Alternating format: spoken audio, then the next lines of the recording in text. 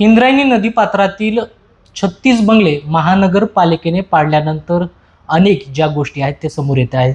आपल्यासोबत माजी महापौर राहुल जाधव आहेत. खरं तर या प्रकरणामध्ये त्यांचं देखील नाव समोर येत आहे, त्यामुळे आपण थेट त्यांच्याशी संपर्क साधला आणि त्यांच्याशी संवाद साधतोय. मुंबई तकमध्ये आपलं स्वागत आहे. खरं तर हा जो सगळा प्रकार आहे चिखलीतील आहे. तुम्ही या ठिकाणचे सर्वेसर्वा आहात, तुमचं देखील नाव समोर येत आहे या प्रकरणामध्ये. प्रथमतः त्या ठिकाणी सुप्रीम कोर्टाच्या आदेशानुसार ती कारवाई पिंपरी चिंचवड महानगरपालिकेने केलेली आहे. ती कारवाई केल्यानंतर त्या ठिकाणी राहणाऱ्या रहिवाशांचं खूप मोठं नुकसान झालेलं आहे. खरं तर गेल्या 1.5-2 वर्षापासून ती लोक माझ्याबरोबर आहेत आणि त्याचबरोबर त्या लोकांच्या अडीअडचणीमध्ये आणि ज्या वेळी ती फ्लड लाईनमध्ये बांधकामं येत असल्याचं जेव्हा पालिकेच्या निदर्शनास आलं तेव्हा पालिकेने त्यांना अनधिकृतच्या नोटिसा दिल्या. तेव्हापासून ती लोक माझ्या संपर्कात आहे. तेव्हापासून मी त्यांना आधार देण्याचं काम केलं, परंतु कोर्टाच्या निर्णयानुसार ती बांधकामे पडल्यानंतर त्या ताईंना असं वाटलं की राहुलदादा म्हटला होता की मी तुमची घरं वाचवतो, तुम्हाला आधार देतो, मग का वाचवली नाही, ह्या द्वेषातून त्या ताईंच्या तोंडी माझं नाव आलं असेल. परंतु भविष्यात जेव्हा त्या लोकांना मी न्याय देण्यासाठी स्वतः बिल्डरला बोलवलेलं आहे, त्यांच्या समोरासमोर मीटिंग घेतलेली आहे. त्यामध्ये मग ते 20 स्क्वेअरवाले मनोज जरे असेल किंवा विशाल मोरे असतील, या दोघांशी पण चर्चा झालेली आहे आणि एक पॉझिटिव्ह चर्चा झाली आहे, सकारात्मक चर्चा झालीत.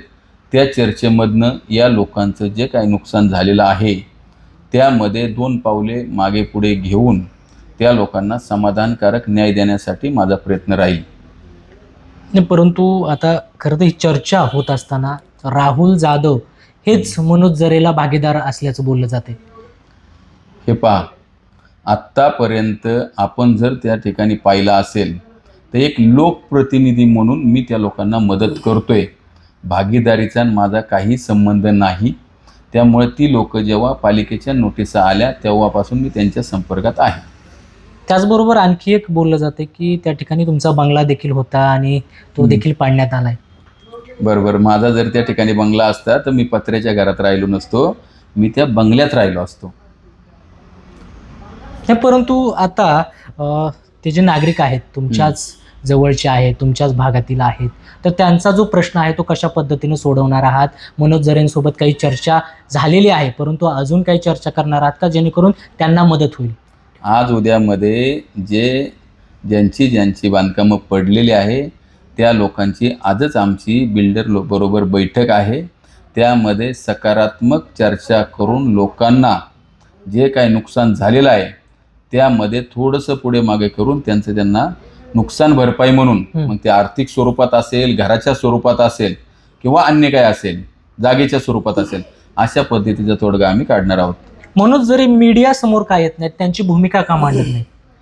राहुल जाधव तुमच्या समोर आहे, ज्याचा त्याचा प्रश्न आहे, त्यामुळे ते उत्तर मी तुम्हाला कसं देऊ?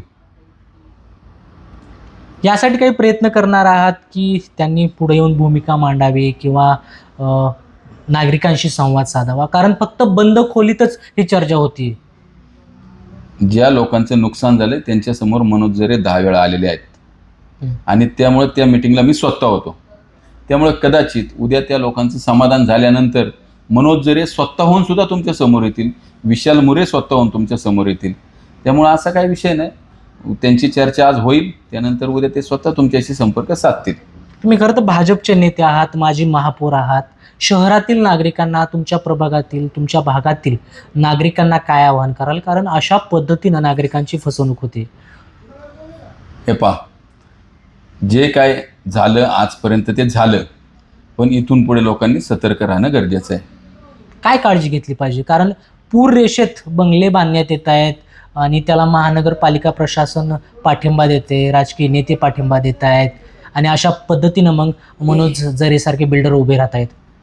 बघा, आता लोक एज्युकेटेड आहे.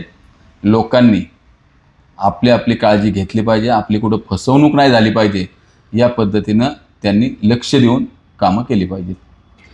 हे होते भाजपचे नेते आणि माजी महापौर राहुल जाधव. खरं तर त्यांचा आणि मनोज जरे यांच्यामध्ये पार्टनरशिप असल्याचा जो प्लॉटिंगमध्ये ते बोललं जात होतं, परंतु हे जे आरोप आहेत, ही जी चर्चा आहे त्यांनी फेटाळून लावलेली आहे. आणि त्याचबरोबर शहरातील नागरिकांनी कुठल्याही प्रकारचं अनधिकृत बांधकाम करू नये, स्वतःची काळजी घ्यावी, असं देखील आवाहन त्यांनी केलेलं आहे. कृष्णा पांचाळ, मुंबई तक, पिंपरी चिंचवड, पुणे.